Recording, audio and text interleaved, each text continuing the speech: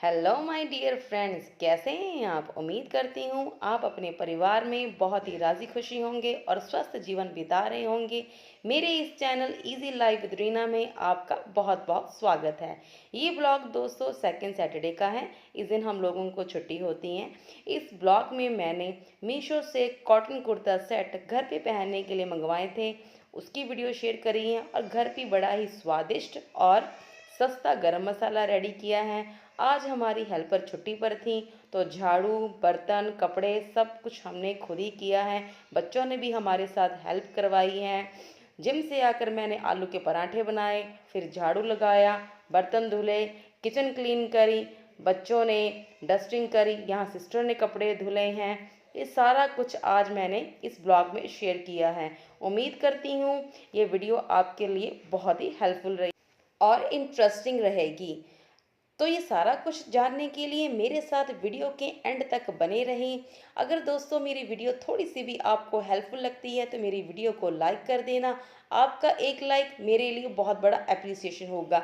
ये एप्रिसिएशन मुझ में डबल एनर्जी और डबल कॉन्फिडेंस से भर देगा।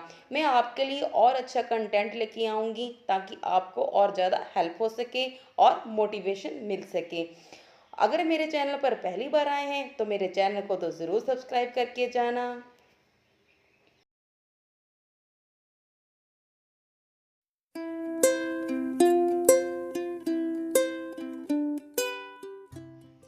तो जी ब्लॉग की शुरुआत करती हूँ मैं सैटरडे मॉर्निंग से। जिम जाने से पहले आलूओं को मैंने बॉयल कर दिया था, वहाँ से आकर कपड़े चेंज किए, चेंज करके फिर आलूओं को मैश किया। उसमें मैं कट करके डाल रही हूँ धनिया और थोड़ा सा डाल रही हूँ पुदीना। आप कहोगे आलू के पराठों में पुदीना कौन डालता है। अजी जनाब, थोड़ा सा पुदीना डाल के तो देखिए, आलूओं के पराठों का जो टेस्ट है ना वो बढ़ जाएगा। और धनिया का सीज़न जा रहा है तो मेरे किचन गार्डन में बहुत थोड़ा धनिया रह गया था, जितना था मैंने डाल दिया था, थोड़ा सा मैंने डाला इसमें पुदीना। थोड़ा सा पुदीना और धनिया मैंने रख दिया क्योंकि हम लोग आलू के पराठे चटनी के साथ खाते हैं। मैं बताऊंगी चटनी हम लोग कैसे बनाते हैं। इसमें मैं ऐड कर रही हूँ हाफ टी स्पून अजवाइन, उसको हाथों से क्रश कर दिया। उसके बाद मैंने इसमें ऐड किया Chunky chaat masala half tea spoon, धनिया पाउडर हाफ टी स्पून, और कोई भी मसाला, सब्जी मसाला, गरम मसाला, कोई भी आप इसमें ऐड कर सकते हो। इसमें मैं आलू के पराठों में प्याज नहीं ऐड करती हूँ। कई लोग आलू के पराठों में प्याज ऐड करते हैं, लेकिन मैं नहीं इसमें ऐड करती हूँ। हमारे घर में कोई भी लाइक नहीं करता है। और मैं बताती हूँ जी चटनी मैं कैसे बनाती हूँ। इसमें मैं डालती हूँ 2 टमाटर। अभी तो मैंने एक ही टमाटर डाला है क्योंकि चटनी बहुत थोड़ी बनानी है। आज सिस्टर का व्रत है, वो पराठे नहीं खाएगी, फ्रूट्स, दूध, दही खाएगी। इसमें डालूंगी पुदीना, धनिया, 2 हरी मिर्च, एक प्याज और थोड़ा सा नमक। बस इसको डाल के इसको मैं मिक्सर ग्राइंडर में इसकी चटनी बना लूँगी। अब यहाँ पर जो कुछ चीज़ें मैंने इसमें डाली थी सबको मैं अच्छे से मिक्स कर दूँगी और मेरा जो आलू के पराठों का जो डो है वो रेडी हो जाएगा। तो भूख लगी थी सब लोगों को, तो फटाफट मैंने आटा भी गूँथ लिया था। उसकी वीडियो थोड़ी स्किप हो गई थी, तो फटाफट मैंने तवे पर लगाया ऑयल, रिफाइंड ऑयल लगा रही हूँ यहाँ पर। हम रिफाइंड ऑयल का ही इस्तेमाल करते हैं पराठों के, लेकिन बहुत थोड़ा ऑयल लगाते हैं। पराठा वहाँ से पकाकर नीचे उतार के फिर उसके ऊपर देसी घी लगा देते हैं। कई लोग पराठे पर देसी घी लगाते हैं, मतलब देसी घी के पराठे बनाते हैं। लेकिन मेरा मानना है कि जो देसी घी है ना, उसका जो कुकिंग लेवल है, कुकिंग पॉइंट है, वो बहुत लो होता है। जैसे ही तवे पे उसको डालते हो ना, वो जलने लग जाता है और इससे क्या होता है, उसका जो टेस्ट है वो कड़वा होने लग जाता है। इसीलिए हम उसको पराठों के ऊपर नहीं लगाते। पराठा बनाने के बाद उसके ऊपर देसी घी डालते हैं। तो मैं यहाँ जो पराठों पर थोड़ा सा ही तेल लगाती हूँ। कई लोगों को मैंने देखा है वो पराठों को जैसे ना नहलाई देते हैं, इतना ज़्यादा ऑयल लगाते हैं। बिल्कुल इतना के लगाती हूँ कि उस पर लग जाए। और कईयों के पराठों पर तो इतना ज़्यादा तेल होता है कि जैसे वो पराठा उठाते हैं ना तवे पर, फिर भी वो तेल पड़ा होता है, उस पर चाहे एक पराठा और बना लो। तो यहाँ पर जो मैं नाश्ता दे रही हूँ, मैं अपने देवर को दे रही हूँ क्योंकि वो फार्मासिस्ट है, हॉस्पिटल में उसकी जॉब है, तो उसने जाना है, उसी का ही मैं अभी नाश्ता और उसका लंच पैक कर रही हूँ। बच्चों का तो एग्ज़ाम ओवर हो गया है, बच्चे जाते नहीं हैं, लेकिन मेरे बच्चे बैडमिंटन खेलते हैं, तो उन मेरे हस्बैंड उनको डेली बैडमिंटन की प्रैक्टिस करवाने के लिए लेके जाते हैं। तो सबको मैंने नाश्ता करवाया। उसके बाद जी किचन क्लीनिंग का काम है और बर्तन धुलने का। आज हमारी हेल्पर छुट्टी पर हैं, तो झाड़ू पोछा और कपड़े हम लोगों को खुद ही करने पड़ेंगे। झाड़ू पोछा और कपड़े ये हमारी हेल्पर कर देती हैं, लेकिन बाकी काम जैसे कि बर्तन धुलना है, पूरे घर की डस्टिंग करनी है, बाथरूम क्लीन करने, ये काम हमने खुद करने होते हैं। कपड़ों में भी जब उस कपड़े बहुत ज़्यादा होते हैं, जैसे कि घर के पर्दे हो गए, ब्लैंकेट्स हो गए, बेडशीट्स हो गई, टॉवल्स हो गए, ये चीज़ें हम कपड़े सारे उसके साथ मिलके धुलवाते हैं। और पार्टी वेयर कपड़े हो गए, बाहर आने जाने वाले कपड़े हो गए, सारे कपड़े हम खुद ही धुलते हैं, वो कैजुअल वियर ही धुलती हैं। तो यहाँ पर जो किचन का जो कुकटॉप है उसको क्लीन कर रही हूँ। किसी ने मुझसे पूछा था कि किचन का 3 बर्नर वाला गैस चूल्हा लेना चाहिए, 4 बर्नर वाला? जी, अगर मुझसे पूछोगे तो मुझे 3 बर्नर वाला जो गैस चूल्हा है बहुत ज़्यादा कन्वीनिएंट लगता है। एक तो जी वो शेल्फ के आगे आपको स्पेस मिल जाते हैं, जब भी आप चाय बनाते हो या बच्चों के लिए दूध गर्म करते हो, वहाँ पर कप रख सकते हो, चाय के डब्बे, चीनी का डब्बा, कुछ ना कुछ रख सकते हो। और दूसरी बात, अगर 4 बर्नर वाला लेते हो तो वो जो शेल्फ है ना, क्योंकि उसकी जो चौड़ाई होती है वो 2 फुट की होती है, वो सारी कवर कर जाता है। तो अगर कुछ भी जैसे बनाते हो ना, जैसे दूध उबल जाता है, वो सीधा फटाफट जाके ना जो कुकटॉप के जो नीचे वाली कैबिनेट होती है, ड्रॉर होता है, उसमें सारा भर जाता है। अदरवाइज़ अगर दूध भी बॉयल हुआ या आप चाय बनाते टाइम आपके कोई चाय पत्ती, चीनी कुछ भी गिर गया या कोई भी मसाला गिर गया, तो वो शेल्फ के ऊपर ही रहेगा, किचन की कैबिनेट के ड्रॉर के अंदर नहीं जाएगा। क्योंकि अगर ड्रॉर के अंदर गया तो फिर और काम बढ़ गया, आपको और क्लीनिंग करनी पड़ेगी, नहीं तो आपको वहीं शेल्फ या कुकटॉप ही क्लीन करना पड़ेगा। तो मैं तो यही सजेस्ट करूँगी, अगर किसी ने भी लेना है 3 बर्नर वाला लें, क्योंकि मैंने कई लोगों से सुना है जिन लोगों के पास 4 बर्नर वाला जो कुकटॉप है ना, वो कहते हैं कि हमारा एक तो ना खाली ही रह जाता है। तो मेरे तो तीनों ही यूटिलाइज़ होते हैं। जब भी मैं जलाती हूँ ना, तीनों इकट्ठे जलाती हूँ, बहुत अच्छे से यूटिलाइज़ होते हैं। कभी ऐसा नहीं हुआ कि मेरा एक वेस्ट हो गया। तो किचन की शेल्फ भी कर दी क्लीन, कुकटॉप भी क्लीन कर दिया मैंने। अब यहाँ धुलने लगी हूँ बर्तन। बर्तन के धुलने का तरीका मेरा ये है जी, सबसे पहले मैं सारी जूठ निकाल देती हूँ। एक बार बाल्टी में पानी भर के सारे बर्तनों की जूठ निकाल देती हूँ, उससे मुझे आसानी होती है बर्तन धुलने में। क्योंकि जूठ निकलने से एक तो होता है कि बर्तन बहुत अच्छे से धुल जाते हैं, और मुझे फ़ील होता है कई बार ना हम उसी में स्क्रबर लगाई जा रहे हैं, तो वो बर्तन जूठे हैं तो जूठ ही उसमें जाई जा रही है, तो बर्तन तो साफ़ हुए नहीं। तो मैं ऐसे ही करती हूँ, किचन की एक सिंक में क्या करती हूँ, पहले जूठे वाले बर्तन सारे ही उसको सिंपल पानी से खंगाल लेती हूँ, उसके बाद ही फिर बर्तनों पर साबुन लगाना शुरू करती हूँ। इससे ये होता है कि बर्तन आपके बहुत अच्छे से साफ़ हो जाते हैं और बहुत जल्दी साफ़ हो जाते हैं। और ना वीडियोस बनाने का मेरा मकसद पता क्या है? जब मैं अपने दोस्तों, कलीग्स को, रिश्तेदारों को बताती हूँ ना, मैं जॉब के साथ-साथ अपनी हेयर केयर, स्किन केयर, जो घर में होम रेमेडीज़ होती हैं उनसे कर लेती हूँ। मैं सुबह उठ के जिम भी जाती हूँ, तो वो लोग ना हैरान हो जाते हैं कि तू कैसे इतना कुछ कर लेती है? तेरे पास जॉब के बाद इतना टाइम होता है? तो मैंने उनसे बताया कि मैं सचमुच ही काम करती हूँ। मैं कभी भी अपना हेयर वॉश हेयर ऑयल के बिना नहीं करती हूँ, और अपना हेयर ऑयल भी मैं घर पर ही बनाती हूँ। हफ्ते में कोई ना कोई मैं स्क्रब लगाकर फेस पैक लगा लेती हूँ, और महीने में कोई ना कोई होम रेमेडी से कोई ना कोई फेशियल कर लेती हूँ, और सुबह उठकर मैं जिम भी जाती हूँ। और उनसे कहो तो कहते हैं जॉब के साथ हम हमारे पास कहाँ टाइम है सुबह सुबह एक्सरसाइज करने का, लंबी वॉक पे जाने का, जिम ज्वाइन करने का। हम लोग तो हेयर वॉश भी ऐसे ही कर लेते, हमारे पास तो तेल लगाने का कोई टाइम ही नहीं है, और तुम कहती हो घर पर ही अपना हेयर ऑयल बना लेती हो, तो कैसे कर लेती हो?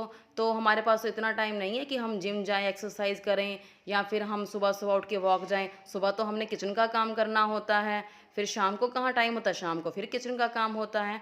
तो मेरा मन था कि इन लोगों को बताऊँ कि सारा कुछ हो सकता है, आप अपने घर की प्रायोरिटीज़ को देखें, आप सारा कुछ टाइम मैनेजमेंट करते हुए अपने लिए टाइम ज़रूर निकाल सकते हैं।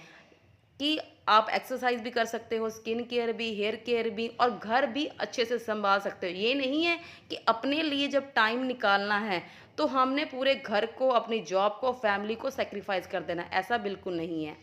तो यहाँ पर मैं जो बड़े बर्तन होते हैं, जो टोकरा लगाया हुआ है राइट साइड में, वहाँ रख देती हूँ, और ऊपर हमने ना सिंक के ऊपर एक किचन कैबिनेट बनवाई हुई है, जहाँ पर प्लेट्स, ग्लास, कटोरियाँ ये रख लेते हैं। तो जो बड़े बर्तन हो, जैसे तवा हो गया, कुकर, या बड़ी कोई प्लेट हो गई, या मेरा जो रोटी बेलने वाला ये चकला है, ऐसे बर्तन हम इधर रख लेते हैं, और बाकी सारे बर्तन ऊपर। किचन कैबिनेट की वो लकड़ी में पानी बिल्कुल नहीं रुकता है, क्योंकि वहाँ पर होल लगा हुआ है, वो सारा पानी टप टप करते हुए नीचे आ जाता है। बर्तन धुलने के बाद हमेशा ही मैं सिंक को धुलती हूँ, उससे सिंक आपका बहुत ज़्यादा साफ़ रहता है, और आपकी जो जो ड्रेनिंग है उसमें ब्लॉकेज भी नहीं होती। कुछ भी होता है ना, तो एक बाल्टी भर के उसमें पानी में डाल ही देती हूँ। तो उसके बाद ना फिर मैंने नाश्ता करना शुरू किया, तो बच्चे यहाँ पर आ गए कि हाँ, कहते कि हम लोग डस्टिंग करेंगे। तो अनिकेत यहाँ ले आया, जाले क्लीनिंग वाली सोटी उठा लाया। हाथ तो उसका पहुँच नहीं रहा, लेकिन फिर भी वो कोशिश कर रहा है कि चलो मैं भी करूँगा। जितना उससे हो रहा था वो कर रहा था। पूरा घर तो वो कहाँ साफ़ कर पाएगा, इतनी मिट्टी भी है नहीं है। मैंने कहा चलो अपना मन पूरा कर ही लो, तुमसे जो हो रहा है वो कर लो। यहाँ देवांशी भी आ गई, वो कह रही थी मम्मा मैं भी करूँगी। मैंने कहा चलो आप भी करो। वो टीवी यूनिट क्लीन कर रही थी। वैसे बच्चे अपना बेडरूम क्लीन कर लेते हैं, तो मैंने कहा जो रह जाएगा वो मैं कर लूँगी क्लीन, कोई बात नहीं है। क्योंकि धीरे धीरे ही काम सीखोगे, ये तो है नहीं कि किसी काम में जो परफेक्शन आएगी वो पहले दिन से ही आ जाएगी। कोई भी काम शुरुआत करते हो तो पहले गलती करते हो, गलतियों से आप सीखते हो, तजुर्बा होता है, तभी आप उस काम में महारत हासिल कर लेते हो। तो उसको मैंने बताया था कि चीज़ों को ऐसे क्लीन करना है। कॉलिन लेना है, कॉलिन का जो स्प्रे बॉटल से एक दो स्प्रे करके उसके बाद कपड़े से उसको अच्छे से रब कर देना है, तो आपका ये साफ़ हो जाएगा। चीज़ों को उठा उठा के क्लीनिंग करनी है, ये नहीं जो ऊपर ऊपर जो आपको डस्ट दिख रही है वही साफ़ करनी है। तो अपनी तरफ से वो जितना उसको आ रहा है वो अपनी तरफ से कर रही हैं। तो ऐसे ही बच्चे धीरे धीरे सीख जाएंगे। बच्चों में काम करने की जो हैबिट है ना वो डालनी चाहिए, तो तभी आपको भी हेल्प मिलेगी और बच्चों में भी काम करने का जो कल्चर है वो डेवलप होगा। जैसे कि फॉरेन कंट्रीज़ में होता है, वहाँ तो सारे बच्चे ही अपना काम खुद ही करते हैं। यहाँ पर देखो जोश चढ़ गया हमारी छोटी बच्ची को, अद्विका भी आ गई है झाड़ू लेकर। लेकिन जब उसको देवांशी ने उसका टॉय वाला बॉक्स दिया तो उसने झाड़ू छोड़ा और टॉयज़ खोलने लग गई। उसको पता था कि मेरा टॉय बॉक्स है ये, तो टॉयज़ के साथ खेलने लग गई हैं। तो मैं ये कह रही थी कि बच्चों में जो काम करने की जो हैबिट है वो डेवलप करनी ही चाहिए। क्योंकि जो फॉरेन कंट्रीज़ हैं ना, वहाँ तो वर्क कल्चर है, वहाँ तो हर एक इंसान इंडिपेंडेंट है, हर एक काम कोई छोटा बड़ा नहीं है, हर एक काम आपको करना ही करना पड़ेगा, आना ही पड़ेगा। म्यूज़िक ऑन कर दिया था मैंने, वहाँ पर सॉन्ग्स लगाए थे, वो बीच बीच में ठुमका भी लगा रही है, जैसे ही म्यूज़िक लगाते हैं ना वो नाचने लग जाती हैं। तो यहाँ मेरी सिस्टर यहाँ वॉशिंग एरिया में कपड़े धुल रही है, वो कह रही थी कि दीदी कपड़े थोड़े ही हैं, कोई बात नहीं मैं धुल दूँ, क्योंकि बच्चों की यूनिफॉर्म भी नहीं रहती। अब तो जो सिंपल ही जो घर पर पहनने वाले कुर्ता पजामा है वही वाले हैं। तो मैंने कहा ठीक है। तो झाड़ू मैंने कहा मैं खुद लगा दूं, क्योंकि उसका आज गणेश चौथ का व्रत है, तो उसने सुबह ही हेयर वॉश भी कर लिया, नहा भी ली थी, पूजा भी हो कर ली उसने। तो मैंने कहा जब झाड़ू लगाओगी दोबारा तुम्हारे बालों में फिर डस्ट जाएगी, तो आज तुमने बाल धुले हैं, तुम रहने दो। तो वहाँ यहाँ पर आके कपड़े धुल रही हैं। कपड़े हम लोग हाथ से धुलते हैं, हमारी हेल्पर भी कपड़े हाथ से धुलती है। कपड़ों को खंगालने के बाद जो सेमी वॉशिंग मशीन है जो आपको दिख रही है वीडियो में, उसी में वो कपड़ों को ड्रायर करके फिर उसके बाद जो टेरेस पर जो तारें लगी हुई हैं वहाँ पर वो डाल आती हैं। लेकिन हम कपड़े ना तो खुद और ना ही वो ऐसे मशीन में धुलती हैं। सिर्फ बड़ी बड़ी जो बेडशीट्स होती हैं या ब्लैंकेट्स होते हैं वही हम वॉशिंग मशीन में धुलते हैं, बाकी सारे कपड़े हम हाथ से ही धुलते हैं। तो जैसे कि मेरी हैबिट है सारा कुछ करने के बाद सिंक को क्लीन कर देना, बाथरूम क्लीन करना, वैसे ही उसकी भी आदत ऐसी ही है। वो भी अपना करने के बाद जैसे ही देखती है, मतलब मैंने बताया था कि आपको पिछली वीडियो में कि हम चीज़ों को ज़्यादा गंदा नहीं होने देते। जैसे ही लगता है कि नहीं चीज़ गंदी है, फटाफट उस पर हाथ मार ही देते हैं तो साफ़ हो जाती हैं। तो चीज़ें ज़्यादा गंदी नहीं होती, और जब ज़्यादा गंदी नहीं होती हमको ज़्यादा मेहनत भी नहीं करनी पड़ती और ना ही ज़्यादा टाइम लगाना पड़ता है। तो कपड़े उसने धुल लिए थे और यहाँ पर वो कपड़ों को ड्रायर करके फिर उसके बाद ऊपर डाल आएगी। तो उसको मैंने कहा था कि आकर अपना दूध नाश्ता ले लेना, कहती मैं आ रही हूँ। पहले तो वो चाय पीकर ही चली गई थी। तो पीछे हमने वॉशिंग एरिया इसलिए बना के रखा क्योंकि हमारा घर दो गलियों वाला है। ईस्ट फेसिंग हमारा जो मेन द्वार है और वेस्ट फेसिंग जो पीछे वाला भी गेट है। तो जैसे ही सूरज 11-12 बजे तक दोपहर को पीछे पहुंच जाता है तो कपड़े हमारे अच्छे से वहाँ सूख जाते हैं। वहीं हमने स्टैंड भी रखे हुए हैं। तो यहाँ फिर मैंने नाश्ते के बाद झाड़ू लगाना शुरू कर दिया। तो चेयर मैंने मंदिर के आगे इसलिए लगाई है क्योंकि वहाँ हमेशा जोत जगती रहती है, तो अद्विका हमारी वहाँ पहुँच जाती है, क्योंकि कान्हा जी को भोग भी लगा होता है। वहाँ कभी टॉफ़ी बिस्किट जो भी कुछ होता है ना वो उठा के भाग लेती हैं। चलो भोग का तो कुछ नहीं है, लेकिन जोत जग रही होती है, धूप अगरबत्ती लगी होती है, तो उसका डर होता है कि बच्चे को नुकसान ना पहुँच जाए। तो बेडरूम से झाड़ू लगाने के बाद फिर मैं आ गई यहाँ ड्राइंग रूम में, यहाँ झाड़ू लगा रही हूँ। तो सिस्टर कह रही दीदी ऐसा करो घर साफ़ ही है, पोछा रहने दो लगाने को। पोछा हम सिर्फ किचन में लगा लें, क्योंकि किचन भी ज़्यादा गंदी होती है, कुछ ना कुछ खाना बनता रहता है, कभी सब्जियों के छिलके, कभी कुछ पानी गिर गया, तो वो ज़्यादा गंदी है, वहाँ पर हम पोछा लगा लेंगे। तो आप सिर्फ झाड़ू निकाल दो। मैंने कहा चलो ठीक है। देखो अद्विका भी, उसको पता है कि मोबाइल रखा हुआ है कि मैं वीडियो में आ रही हूँ, वो इर्द गिर्द ही घूमती रहती है, उसको अच्छा लगता है। तो ये हमारा लॉबी एरिया है। मैंने आपको पिछली वीडियो में बताया था कि हमारा जो लॉबी एरिया वो ज़्यादा गंदा होता है, क्योंकि हम सारा दिन यहीं बैठते हैं, यहीं पर खाते पीते हैं, यहीं पर बातें करते हैं, यहीं टीवी देखते हैं। तो मैं उसको बोल रही थी, मैंने कहा चलो ठीक है, मुझे आज बाथरूम भी धुलना है, क्योंकि बाथरूम मुझे आज बाथरूम धुलना है, एक बाथरूम मुझे संडे को धुलना है। कह रही चलो ठीक है, क्योंकि डैडी जी गाँव चले गए तो उसके बाद बाथरूम को क्लीन ही नहीं किया था। वो हमारा एक्चुअली गेस्ट के लिए भी बाथरूम रखा हुआ है, तो किसी ने यूज़ करना तो वो बाथरूम यूज़ करेगा। तो मैंने कहा वो भी बाथरूम मैंने क्लीन करके रखना है। तो फिर बस मैं यहाँ झाड़ू लगा रही हूँ। बाहर हमारा पोर्च है। काफ़ी तो घर आप लोगों ने वीडियोस में देख ही लिया हुआ है, तो समझ ही गए होंगे कि कहाँ पर क्या चीज़ बनी हुई है। तो यहाँ पर मैं, अच्छा मुझे कल अपना शू रैक एरिया भी क्लीन करना है, तो वो मैं कल करूँगी। आज बस इतना ही काम करूँगी, बस झाड़ू लगाऊँगी, उसके बाद बाथरूम क्लीन करूँगी, फिर अपना नहा लूँगी मैं। तो यहाँ पोर्च में, क्योंकि बताया ना मैंने आपको मेरा घर ईस्ट फेसिंग है, तो धूप यहाँ पर 11-12 बजे तक यहाँ पोर्च में रहती ही है। तो जैसे जैसे धूप बढ़ती जाएगी तो हमको यहाँ पौधों को प्रोटेक्शन के लिए ना वो ग्रीन वाली नेट भी लगानी पड़ेगी, ताकि पौधे हमारे बच सकें। नहीं तो बहुत तेज़ धूप होती है, पौधे जलने लग जाते हैं। तो बस फिर उसके बाद मैं ऊपर आ गई। ऊपर आके मैं डैडी जी का बाथरूम क्लीन करने लग गई। यहाँ टॉयलेट सीट्स ही ज़्यादा यूज़ होती हैं, क्योंकि बाबूजी हमारे वहाँ नीचे ही नहा लेते हैं, यहाँ गीज़र नहीं लगा हुआ है। तो फिर यहाँ पर बस ये टॉयलेट सीट ही गंदी होती हैं, बाकी तो ज़्यादा इतना गंदा नहीं होता है। अगर प्लानिंग और अपने टाइम के अकॉर्डिंग आप चीज़ों को क्लीनिंग डस्टिंग करते रहो तो ज़्यादा चीज़ें वो गंदी भी नहीं होती, और आपका जो घर है बहुत ज़्यादा ऑर्गेनाइज्ड रहेगा, साफ़ सुथरा रहेगा। तो यहाँ पर जो टैप है ना उसको मैं क्लीन कर रही हूँ। ब्रश, डिस्कार्डेड ब्रश है, एक बेकार पड़ा था ब्रश, उसके ऊपर थोड़ा सा मैं लगा रही हूँ हार्पिक। मैं, अगर किसी ने ज़्यादा हार्पिक लेके क्लीन करना हो तो वो ग्लव्स ज़रूर पहन लें, क्योंकि मुझे तो बस सिर्फ इस टैप को क्लीन करना है, क्योंकि यहाँ पर भी ना जो पानी में शोरा होता है उसी के धब्बे इस टैप पर पड़ जाते हैं। अदरवाइज़ तो टैप ने तो गंदा क्या होना होता है। हार्पिक लगाकर ना तुरंत उसको ब्रश से या किसी स्क्रबर से फटाफट उसको क्लीनिंग करनी होती है। उसको हार्पिक को ज़्यादा देर तक लगी नहीं रहने देनी चाहिए, अदरवाइज़ वो सारा कुछ ख़राब कर देगा। जैसे टॉयलेट सीन में भी आप हार्पिक लगाते हो ना, तो तुरंत उसको 2 मिनट के बाद ही ना ब्रश से क्लीन कर दो। आप नोट करोगे कभी का कभार आपने हार्पिक लगा के छोड़ दिया तो आपकी जो टॉयलेट सीट की जो सरफेस है ना उस पर दरारें सी आने लग जाती हैं, वो फटी फटी से लगने लग जाती है। तो ऐसा मत करें, हार्पिक लगाकर फटाफट ही उसको स्क्रबर या ब्रश से फटाफट क्लीन कर दें। ये जो मेरा जो डोर है ना, ये वाटरप्रूफ सरमाइका लगा हुआ है, इसलिए इस पर ईजिली मैं कोई भी सोप या पानी लगा सकती हूँ, कोई ख़राब नहीं होगा। ऐसे ही टाइल्स पर मैं फटाफट, यहाँ टाइल्स पर मैं कोई भी हार्पिक नहीं लगाया मैंने, कोई टाइल्स गंदी नहीं है, बस सोप को थोड़ा सा ब्रश पे लगाया और फटाफट टाइल्स को उससे रगड़ दिया, तो टाइल्स हमारी साफ़ हो गई हैं।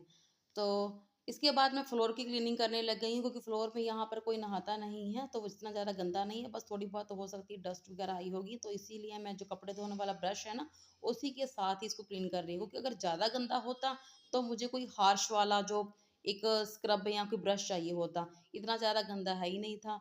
तो बस उसी ब्रश के साथ इसको मैंने क्लीन कर दी, क्योंकि ये हमारा गेस्ट के लिए भी बाथरूम है, अगर कोई आएगा तो यही वाला बाथरूम यूज़ करेगा, तो उसके लिए मैंने बाथरूम को क्लीन कर दिया है, ताकि कोई भी आए तो अपना आराम से इसको यूज़ कर सकता है। तो ये हमारा बाथरूम हो गया क्लीन। तो अब मैं जाऊँगी जी नहाने के लिए, और फिर उसके बाद मैं लंच रेडी करूँगी। तो लंच के लिए यहाँ बना रही हूँ मटर पुलाव। इसमें मैं ऐड कर रही हूँ देसी घी, उसमें डाल रही हूँ 1 टीस्पून जीरा, उसमें डाल रही हूँ प्याज और हरी मिर्च। मटर जब मैं नहाने गई थी तो सिस्टर ने छील के रख दिए थे। तो यहाँ पर मैं टमाटर कट करके डाल रही हूँ और ले रही हूँ यहाँ पर 2 गिलास चावल, बासमती टोटा, और इसमें मैं डाल रही हूँ हल्दी और सेंधा। मटर पुलाव हो, वेज बिरयानी हो या फिर खिचड़ी हो, ये सारी मैं देसी घी में ही बनाती हूँ, इसका मुझे टेस्ट अच्छा लगता है। और चावल मैंने लिए थे बासमती टोटा 2 गिलास। इसको चावलों को अच्छे से हाथों से मसल मसल के इनको साफ़ कर लूँगी, क्योंकि जो चावल होते हैं ना पॉलिश्ड होते हैं, गंदगी होती हैं। तो 4 बार, दाल हो चाहे चावल हो, 4 बार उसको पानी से मैं धुलती हूँ। इसमें मैं ऐड कर रही हूँ ये खटाई। ये खटाई बनती है जी आम के छिलके को छील के, उसके बाद फिर इसको धूप में सुखाकर बहुत सारे मसाले डालती हूँ, नमक, हल्दी, धनिया, मेथी, कलौंजी और अजवाइन, जीरा, उसको डाल के बनाती हूँ। जून में बनती है ये खट्टे आम की खटियाई। तो इसमें मैं ऐड कर रही हूँ 4.5 गिलास पानी। तो इसमें ना जो खटाई में मसाला रह जाता है तो इसके अंदर ही रह जाता है, वो पूरी जो मटर पुलाव या खिचड़ी होती है उसमें नहीं जाता। तो इसलिए मैं इसको ना नाइफ से इसको क्रश कर रही हूँ, ताकि जो मसाला सारा है वो पूरे में अच्छे से रच मिच जाए। तो बस इसमें 4.5 ग्लास पानी ऐड किया, मटर ऐड किए, चावल डाल दिए, तो 2 विसल लगवाकर मटर पुलाव रेडी कर लिए। कई लोग हल्दी नहीं डालते हैं मटर पुलाव में, लेकिन मैं डालती हूँ, हम लोग ऐसे ही लाइक करते हैं। तो यहाँ पर सबको खाना सर्व कर रही हूँ। तो ये कोई खाएगा चटनी के साथ, कोई अचार के साथ, कोई ऊपर देसी घी डाल लेगा, कोई दही के साथ, सबका अपना अपना खाने का टेस्ट है, ऐसे ही खाते हैं। मैंने ना मीशो से कॉटन कुर्ता सेट ऑर्डर किए मैंने 6 कॉटन कुर्ता सेट थे, लेकिन उसमें से unfortunately 3 cotton kurta set cancelled हो गए। मीशो से मुझे मैसेज आया है कि अनएबल टू डिलीवर। किस कारण हुआ ये मुझे नहीं पता, लेकिन इतने अच्छे थे, कॉटन फैब्रिक और कलर बड़े अमेजिंग थे। चलो कोई बात नहीं है, उनको मैं फिर से देखूंगी, फ्यूचर में उनको ऑर्डर कर दूंगी। अभी मेरे पास 3 कॉटन कुर्ता सेट पहुंचे हैं, मैं उनको दिखाती हूँ। ये वाइट कॉटन कुर्ता, ये वाला ऐसे है जी। डिटेलिंग की बात करें तो इसका ये नेक राउंड है, ठीक है, राउंड नेक है इसका, ऐसे ये आगे पट्टी लगाई हुई है, पीछे प्लेन है, ठीक है। स्लीव्स इसकी ऐसे हैं, स्लीव्स पर भी जो नेक पर जो पट्टी लगाई गई है ना, वही सेम स्लीव्स के यहाँ पर बॉर्डर पर भी लगाई गई है। स्लीव्स इसकी क्वार्टर स्लीव्स हैं। तो मैंने अभी ना इसको मेजर किया था, ये 20 इंच लेंथ है इसकी स्लीव्स की। तो जो लोग क्वार्टर स्लीव्स पहनते हैं उनके लिए तो बहुत अच्छा है। बॉर्डर पर घेरे पर कुछ भी पट्टी नहीं है, ऐसे है जी। फैब्रिक इसका कॉटन है, बिल्कुल कॉटन है, कोई रेयॉन कपड़ा होता है ना, वो नहीं है, कॉटन है ये। पैंट पहला फुली देख लीजिए आप, ऐसे है जी, ठीक है। तो इसकी इलास्टिक की बात करूं तो ऐसे है फ्रंट से ये ना आगे डोरी भी दे रखी है इन्होंने, ये देखिए, यहां से आप टाइट लूज भी कर सकते हो, ये है डोरी। बैक यहाँ इलास्टिक डाली हुई है। फ्रंट जैसे कि हम स्टिच करवाते हैं प्लाजो पैंट वैसी है ये। और पॉकेट्स इन्होंने दोनों तरफ दे रखी है। मेरा तो टेलर ना एक तरफ ही पॉकेट सिल के देता है, ये देखिए, इधर भी पॉकेट है, इधर भी पॉकेट। और लेंथ इसकी मैंने मेजर करी थी 39। और ना यहाँ पर ये देखिए, एक मिनट मैं दिखाती हूँ आपको, कैमरे में पता नहीं आ रहा है कि नहीं, यस दिस वन। ये 3 बटन दिए हुए, वुडन ये बटन है, ये 3 बटन, और हल्का सा यहाँ से 1-1.5 इंच का ये स्लिट दिया हुआ है। और मेरी हाइट है 5 फीट 3 इंच का, ऐसे है राउंड नेक के, और ये पट्टी लगाई हुई है बॉर्डर पर, और ये ऐसे इसके भी यहाँ पर ही पट्टी लगाई गई है बॉर्डर पर, क्वार्टर स्लीव है। और ये जो आपको दिख रही है ना, ये सारी एम्ब्रॉयडरी है। ये एक होता है ना पैच, नहीं वैसा नहीं है, ये एम्ब्रॉयडरी। अच्छा, एम्ब्रॉयडरी भी ना बहुत फाइन है, देखिए अब ध्यान से, फाइन है। एक होता है ना जल्दबाजी में बनाया गया, फिनिशिंग अच्छे से नहीं दी गई, नो ऐसे नहीं है, फिनिशिंग अच्छी दी गई है। और यहाँ पर गले पे ये पट्टी लगाई गई है, एक मिनट में दिखाती हूँ, ये पट्टी है, पट्टी के आगे बटन लगे हुए, 3 बटन है, बैक इसकी प्लेन है, ठीक है। और इसकी भी लेंथ 39 इंच है। इसकी प्लाजो पैंट, इसकी प्लाजो पैंट, हाँ इसकी प्लाजो पैंट ये है, इसकी प्लाजो पैंट ये, ठीक है। कलर ये ना पीची और ब्लैक वाइट कॉम्बिनेशन वाला है। यहाँ पर भी देखो इन्होंने कंफर्टेबल डोरी लगाई है, ठीक है, आप अपने हिसाब से इसको टाइट लूज कर सकते हो। और इसको मैं देखूं तो हाँ इसके, अच्छा इसमें 2 बटन लगाए गए, वुडन बटन है, और हल्का सा 1-1.5 इंच का स्लिट लगाया गया। ये ब्लू शेड बोलेंगे, ब्लूइश टोन, ब्लूइश भी है और हल्की सी ग्रीनिश भी टोन आ रही है इसकी। ऐसे इसका पहले नेक देख लें आप, पट्टी लगा के, वही पट्टी ना आगे गले पर भी लगाकर, और कितने बटन लगे हैं, हाँ 3 बटन लगाए गए हैं, 3 बटन है। और वही पट्टी क्वार्टर स्लीव है, और यहाँ पर और हल्की सी ना यहाँ पर ये समोसी वाली लैस भी लगाई गई है, यही समोसी लैस यहाँ पर लगाई गई है। अच्छा यही है ना, यहाँ पर गले की पट्टी पर भी लगाई गई है, दोनों तरफ है लैस। और ये जी ऐसे है प्लेन, आगे से और पीछे से, ठीक है। लेंथ इसकी भी 39 इंच है, नहीं सॉरी, इसकी लेंथ शर्ट की 41 इंच है, प्लाजो पैंट की 39 इंच है। ये है जी इसका प्लाजो पैंट। अच्छा भाई, इसमें डोरी नहीं लगाई इन्होंने, अलग अलग सप्लायर चीज़ें आती हैं ना, ये देखिए इसमें डोरी कोई नहीं है। अच्छा, इसमें ना वो प्लाजो पैंट का जो लगाया होता है ना आगे बॉर्डर सा, बेल्ट लगाई होती, वो भी नहीं है। ये तो जो रेडीमेड आते हैं ना कपड़े, ये देखो आगे से भी इलास्टिक, पीछे से भी इलास्टिक, सेम ही है। अच्छा, इन्होंने ना यहाँ लिखा हुआ है, वो प्लाजो पैंट तो मैंने मेजर करी थी कि 39 इंच है, ये लिखा हुआ है 38 इंच है ये लेंथ, कुछ भी बटन नहीं है ये, बस ये बॉर्डर बना के ना, और यहाँ पर हल्की सी छोटी सी पतली सी समोसी लेस लगाई। लिंक है आपको डिस्क्रिप्शन बॉक्स में मिल जाएंगे, प्राइस का टैग भी मैं साइड में वीडियो में लगा दूंगी। आप बताना कौन सा इसमें से कुर्ता सेट अच्छा लगा।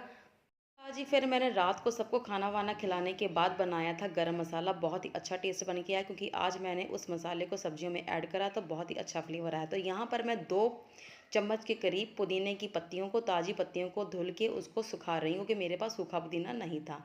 तो यहाँ पर मैं ले रही हूँ 6 चम्मच साबुत धनिया। आपने सारे मसालों को 1 बाय 1 इसमें ऐड करते जाना है और ड्राई रोस्ट करना है। मसालों को इतना कि भूनें कि उसमें हल्की सी महक आए, वो जले ना। 3 चम्मच जीरा लेंगे। मसालों को भूनने का मकसद होता है कि इससे एक तो मॉइस्चर निकल जाए, ताकि इसको स्टोर करके प्रिजर्व कर सकें, ये ख़राब ना हो। दूसरा, इनमें जो महक है वो बहुत अच्छे से आने लग जाए। उसके बाद इसमें डाल रही हूँ साबुत 7 सूखी लाल मिर्चें। जितनी भी क्वांटिटी मैं मसालों की बता रही हूँ आप उसी हिसाब से ऐड करिएगा, ज़्यादा कम ज़्यादा ना करिएगा, अदरवाइज़ फिर जो मसाले का फ्लेवर है वो ख़राब हो जाएगा। 5 बड़ी इलायची, 10 छोटी इलायची, 2 चम्मच मेथी दाने के। मसालों को इतना इंश्योर कर लीजिएगा कि मसाले आपके साफ़ हों, कोई उसमें कंकड़ पत्थर ना हो। सारी चीज़ों को आपने ऐसे ही ड्राई रोस्ट करना है। आधा चम्मच यहाँ पर हींग पाउडर डाल रही हूँ। पाउडर वाली चीज़ें भी ऐड कर रही हूँ, क्योंकि जो पाउडर वाली चीज़ें होती काफ़ी चिर पड़ी रहती हैं और वो डब्बी में भी मॉइस्चर पैदा हो जाता है, फिर उससे चीज़ का ख़राब होने का डर रहता है। 6 चम्मच यहाँ पर कसूरी मेथी डाल रही हूँ। जो चीज़ें इसमें बता रही हूँ वो सारी आप ऐड करें। अगर कोई चीज़ स्किप भी करनी हो तो अपने टेस्ट के मुताबिक कर सकती हो। 2 चम्मच यहाँ पर अमचूर पाउडर ऐड कर रही हूँ। तो ये सारे मसालों को ड्राई रोस्ट करने के बाद थोड़ी देर ठंडा रखना है। ठंडा करने के बाद आपने इनको मसालों को ग्राइंडर जार में डाल के अच्छे से इसका पाउडर बना लेना है, बिल्कुल ही महीन वाला पाउडर बनाना है। तो गर्मा गर्म कभी भी पाउडर नहीं बनाना चाहिए, अदरवाइज़ आपका मसाला ख़राब हो सकता है, आपका मिक्सर ग्राइंडर भी ख़राब हो सकता है। तो पहले वाले जार में जब मैंने मसाला पीसा तब मैंने पुदीने की पत्तियों को नहीं डाला था, क्योंकि वो क्रिस्पी नहीं हुई थी तब तक। अब हो गई थी तो मैंने इसमें ऐड कर दिया था। तकरीबन मेरा 250 ग्राम बन के मसाला रेडी हो गया। तो ये जो मसाले की रेसिपी है ना, मेरी ननद शेयर करती हैं मुझे, वो जब भी मसाला बनाती मुझे भेजती हैं, तो मैंने उनसे कहा था कि मुझे बताना तो मैं मसाला बनाऊंगी। इसमें कई चीज़ें मैंने अपनी भी तरफ से भी ऐड करें, जैसे कि पुदीने की पत्तियाँ हो गई हैं, आमचूर पाउडर वो इसमें ऐड नहीं करते हैं, और इसमें वो काली मिर्च, सूखी लाल मिर्चें बहुत ज़्यादा ऐड करते हैं। तो ये मसाला हो गया रेडी, तो इसको आपने किसी कंटेनर में भर के रख लेना है। ओके जी, बाय बाय, टेक केयर।